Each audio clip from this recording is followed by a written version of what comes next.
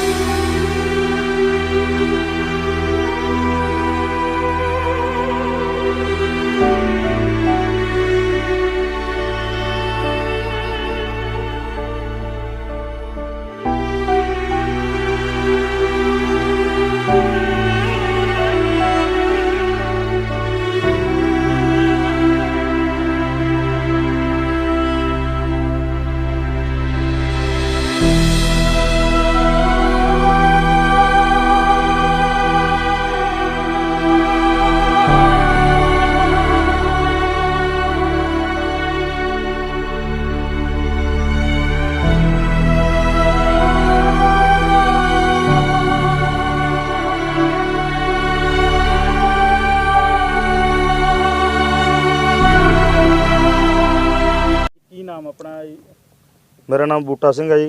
बूटा सिंह जी की कहना सरपंच पिंड गुलाबगढ़। हाँ जी, जी लाल सुंडी है गुलाबी सुंडी किन्नी फसल खराब हो गई जी? साढ़े 500 किला खराब हो गई जी। जिन्ना नरमा बीजा 500 किला नरमा बीजा मेरे पिंड दे विच सारी पैली खत्म। अच्छा, किहड़ी सुंडी है जी? ये गुलाबी सुंडी बजदी है जी, टिंडे दे विच बनी है। ये पिछले साल भी पिछे जे बनी सी लास्ट ते जाके, ऐतकी ये शुरू तो बन गई है। ठीक है, सरपंच साहब दसो भी ये जिहड़ा बी माड़ा दिता गया जां ਕੋਈ ਸਹੀ ਜਿਹੜੀ ਸਪਰੇਅ ਨਹੀਂ ਕੀਤੀ ਗਈ ਹੈ, ਕੀ ਕਹਿ ਸਕਦੇ ਨੇ? ਅਸੀਂ ਤਾਂ ਸਾਰੀਆਂ ਚੀਜ਼ਾਂ 'ਚ ਹੀ ਨੁਕਸ ਦੱਸਾਂਗੇ। ਬੀ ਵੀ ਮਾੜਾ ਹੈਗਾ ਤੇ ਜਿਹੜੀ ਸਪਰੇਅ ਹੈ ਉਹ ਬੀ ਦੇ ਉੱਪਰੋਂ ਉਸ ਤੋਂ ਬਾਅਦ ਸਪਰੇਅ ਨੇ ਵੀ ਨਹੀਂ ਕੰਮ ਕੀਤਾ। ਸਾਨੂੰ ਤਾਂ ਹੁਣ ਬੀ ਵੀ ਮਾੜੇ ਲੱਗ ਰਹੇ ਆ, ਸਪਰੇਆਂ ਵੀ ਮਾੜੀਆਂ ਲੱਗ ਰਹੀਆਂ, ਸਾਰਾ ਕੁਝ ਮਾੜਾ ਲੱਗਦਾ। ਇੱਕ ਯੂਨੀਵਰਸਿਟੀ ਵੱਡੇ ਦਾਅਵੇ ਕਰਦੇ ਆ ਨਾ, ਜਿਹੜੇ ਇਹ ਯੂਨੀਵਰਸਿਟੀ ਵਾਲੇ ਦੇ ਖੇਤੀ ਮਾਹਰ ਆ ਕੇ ਤੁਹਾਨੂੰ ਕਿਤੇ ਜਾਗਰੂਕ ਕੀਤਾ ਜਾਂ ਉਹਨਾਂ ਨੇ ਫਸਲ ਬਾਰੇ ਕਦੇ ਵੀ ਕੋਈ ਚਾਨਣਾ ਪਾਇਆ ਹੋਵੇ, ਗੁਲਾਬੀ ਸੁੰਡੀ ਬਾਰੇ ਦੱਸਿਆ ਹੋਵੇ? ਜੋ ਇਹ ਯੂਨੀਵਰਸਿਟੀਆਂ ਵਾਲੇ ਆਉਂਦੇ ਆ ਨਾ, ਉਹਨਾਂ ਨੂੰ ਤਾਂ ਆਪ ਖੁਦ ਹੀ ਨਹੀਂ ਪਤਾ ਵੀ ਕੀ ਕਰਨਾ ਹੈ ਤੇ ਕਿਵੇਂ ਪੈਲੀ ਹੁੰਦੀ ਹੈ।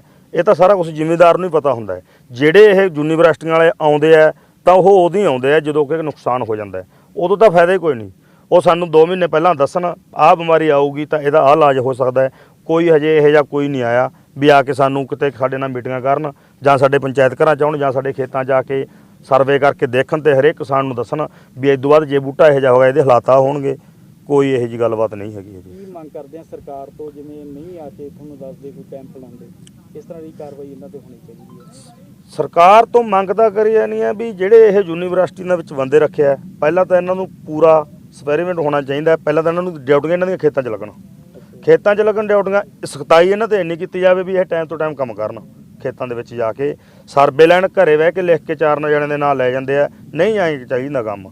ਉਦੋਂ ਬਾਅਦ ਇਹਨਾਂ ਉੱਤੇ ਡਿਊਟੀ ਇੱਕ ਹੋਰ ਵੀ ਕਿਸੇ ਸਰਕਾਰੀ ਵਿਭਾਗ ਦੇ ਵਿੱਚੋਂ ਬੰਦਾ ਲਾਇਆ ਜਾਵੇ ਵੀ ਇਹ ਕੰਮ ਕਰ ਵੀ ਰਹੇ ਜਾਂ ਨਹੀਂ ਕਰਦੇ। ਅੱਛਾ, ਤੇ ਹੁਣ ਕਿੰਨੀ ਫਸਲ ਆ ਟੋਟਲ ਤੁਹਾਡੇ ਪਿੰਡ ਦੀ?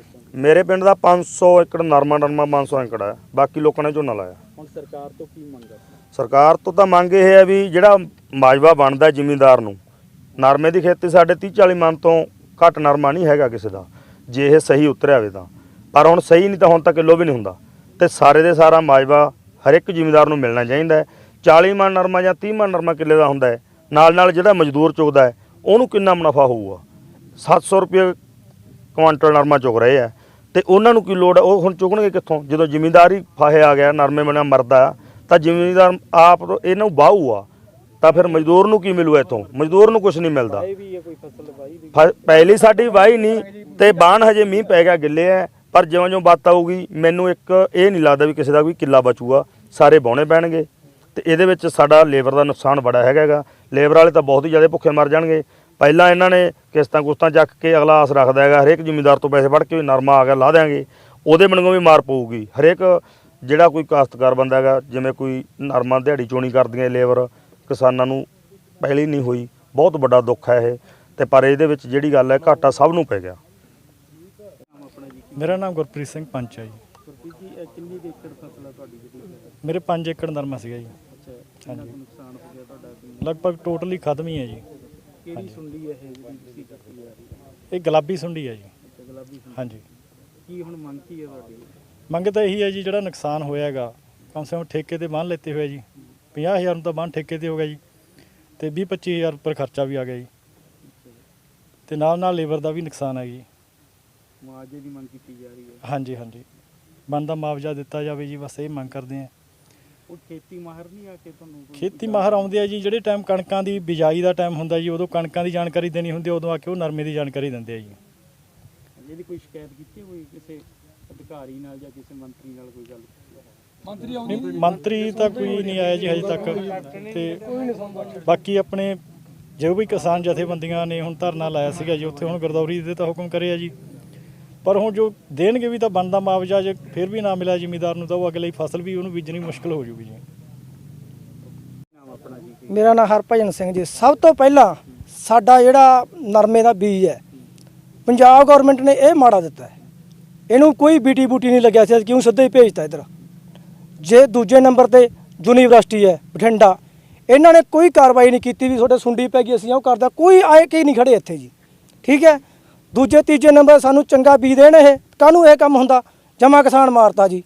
ਹੁਣ ਅਸੀਂ ਕੀ ਕਰਕੇ ਦੱਸੋ ਜੀ? ਬਸ ਇਹ 5 ਏਕੜ ਫਸਲ ਹੈ ਜੀ, ਜਮਾ ਬਰਬਾਦ ਹੋ ਚੁੱਕੀ ਹੈ ਜੀ। ਟਿੰਡਿਆਂ ਦੇ ਵਿੱਚ ਜਮਾ ਸੁੰਡੀ ਹੈ ਜੀ, ਉੱਤੋਂ ਟਿੰਡਾ ਵੱਧ ਗਿਆ, ਵਿੱਚ ਸੁੰਡੀ ਹੈ ਜੀ। ਖਰਚਾ ਪਹਿਲਾਂ ਜੀ ਆਪਣਾ 50,000 ਰੁਪਇਆ ਤਾਂ ਠੇਕੇ ਤੇ ਲਿਆ ਸੀ ਜੀ, ਤੇ 20,000 ਰੁਪਇਆ ਉੱਤੇ ਖਰਚ ਕਰਤਾ ਜੀ। 70,000 ਨੂੰ ਪੈ ਗਏ ਜੀ। ਹੁਣ ਕੁਝ ਨਹੀਂ ਨਿਕਲਿਆ ਜੀ, 70,000 ਤੋਂ ਤਾਂ ਕੁਝ ਵੀ ਨਹੀਂ ਬਚਿਆ। ਪਾਣੀ ਆਪਣਾ ਤੇਲ ਪਾਉਣ ਨੂੰ ਟਰੈਕਟਰ ਦੇ ਵਿੱਚ ਡੀਜ਼ਲ ਸਾਡੇ ਕੋਲ ਹੈ ਨਹੀਂ ਗਾ ਵਾਹੁਣ ਵਾਸਤੇ ਵੀ ਆ ਖੜਾ ਮੈਂ ਚੱਕਰ ਜੀ। ਹੁਣ ਅਸੀਂ ਕੀ ਕਰੀਏ ਜੀ ਦੱਸੋ? ਫਿਰ ਖੁਦਕੁਸ਼ੀਆਂ ਕਰੂਗਾ ਤਾਂ ਹੋਰ ਕੀ ਕਰੂਗਾ? ਦੱਸੋ ਜੀ। ਬਸ ਇਹੀ ਹੈ ਜੀ, ਸਰਕਾਰ ਤੋਂ ਮੰਗ ਕਰਦੇ ਸਾਨੂੰ ਵਧੀਆ ਤੋਂ ਬਣਦਾ ਮਾਜਵਾ ਵੱਧ ਤੋਂ ਵੱਧ ਦਿੱਤਾ ਜਾਵੇ। ਕਿਤੇ ਜਸਪ੍ਰੀਤ ਸਿੰਘ ਹੈ ਜੀ, ਪਿੰਡ ਕਲਾਵਗੜ੍ਹ। ਹਾਂ ਜਸਪ੍ਰੀਤ, ਕਿੰਨੀ ਫਸਲ ਆ ਤੁਹਾਡੀ ਜਿਹੜਾ ਨੁਕਸਾਨ? 3 ਕਿੱਲੇ ਹੈ ਜੀ। 1.5 ਕਿੱਲਾ ਖੁਦ ਆਪਦਾ ਹੈ, 1.5 ਕਿੱਲਾ ਠੇਕੇ ਤੇ ਜੀ।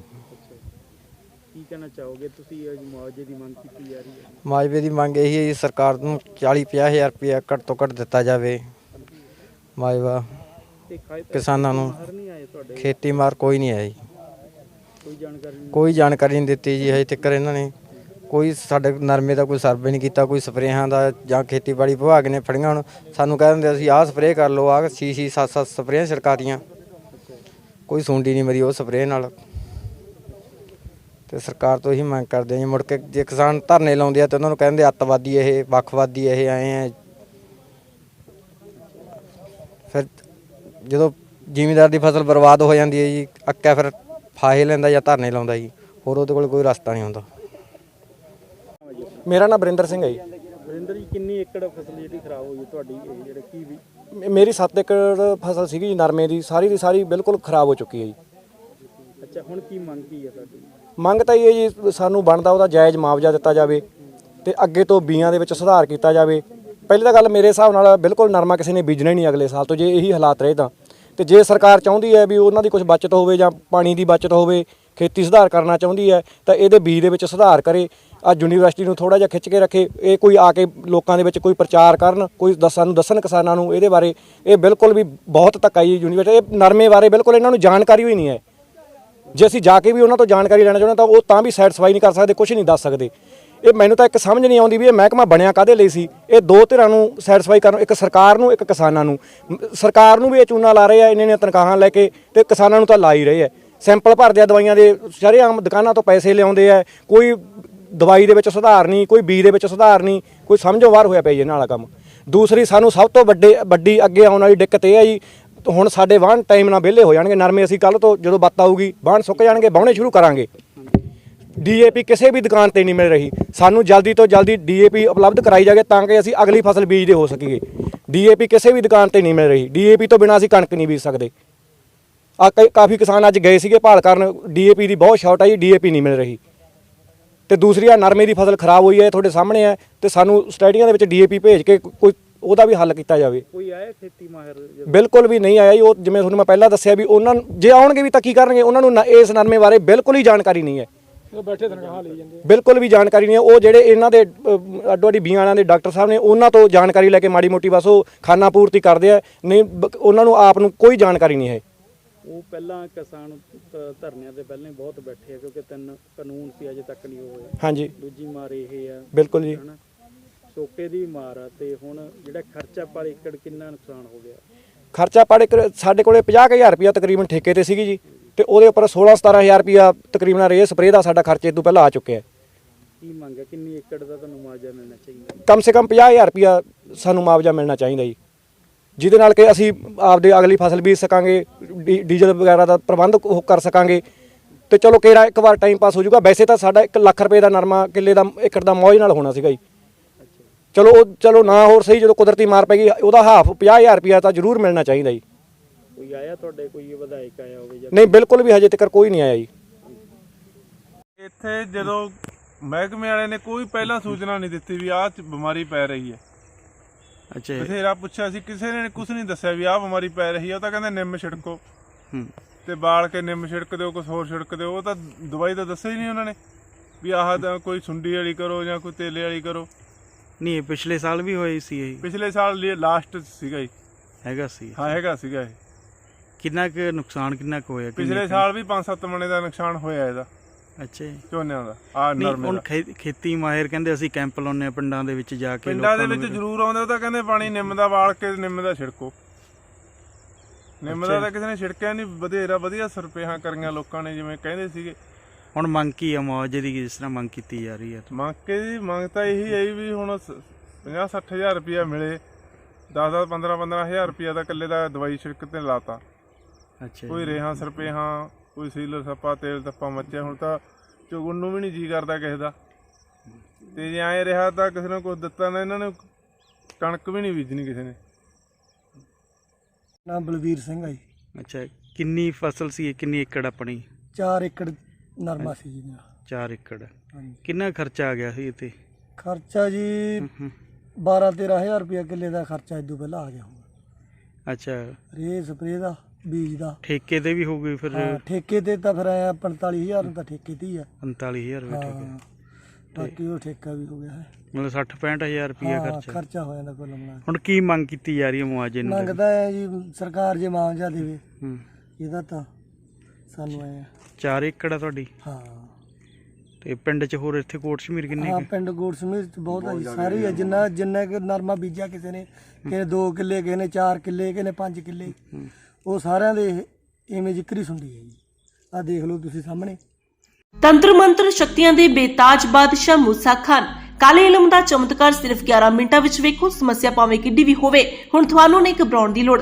ਜਿਵੇਂ ਕਾਰੋਬਾਰ ਵਿੱਚ ਘਾਟਾ, ਪਤੀ ਪਤਨੀ ਵਿੱਚ ਅਣਬਣ, ਸੌਤਨ ਦੁਸ਼ਮਣ ਤੋਂ ਛੁਟਕਾਰਾ, ਨਸ਼ਾ ਛੁਡਾਉਣਾ, ਬੱਚਿਆਂ ਦਾ ਕਹਿਣੇ ਤੋਂ ਬਾਹਰ ਹੋਣਾ, ਕੋਰਟ ਕਚਹਿਰੀ ਵਿੱਚ ਜਿੱਤ ਪਾਉਣਾ, ਘਰ ਜਾਂ ਵਪਾਰ ਵਿੱਚ ਬਰਕਤ ਨਾ ਹੋਣਾ, ਨੌਕਰੀ ਜਾਂ ਤਰੱਕੀ ਵਿੱਚ ਰੁਕਾਵਟ, ਵਿਦੇਸ਼ ਯਾਤਰਾ, ਸ਼ਾਦੀ ਵਿਆਹ ਵਿੱਚ ਰੁਕਾਵਟ, ਜਾਦੂ ਟੂਣਾ ਕੀਤਾ ਕਰਾਇਆ, ਖੂਨ ਦੇ ਛਿੱਟੇ ਆਉਣਾ, ਘਰ ਵਿੱਚ ਤਰ੍ਹਾਂ ਦੀਆਂ ਆਵਾਜ਼ਾਂ ਆਉਣਾ ਆਦਿ A to Z ਸਮੱਸਿਆਵਾਂ ਦਾ ਸਮਾਧਾਨ ਸਿਰਫ ਕੁਝ ਮਿੰਟਾਂ ਵਿੱਚ ਕੀਤਾ ਜਾਂਦਾ ਹੈ। ਆਪਣੇ ਆਪ ਨੂੰ ਪੜ੍ਹੇ ਲਿਖੇ ਦੱਸਣ ਵਾਲੇ ਢੋਂਗੀ ਬਾਬਿਆਂ ਤੋਂ ਬਚੋ। ਕਾਲੇ ਰੂਹਾਨੀ ਇਲਮ ਦਾ ਤੋੜ ਸਿਰਫ ਸਾਡੇ ਕੋਲ। ਹੁਣੇ ਕਾਲ ਕਰੋ 98 725 44 144।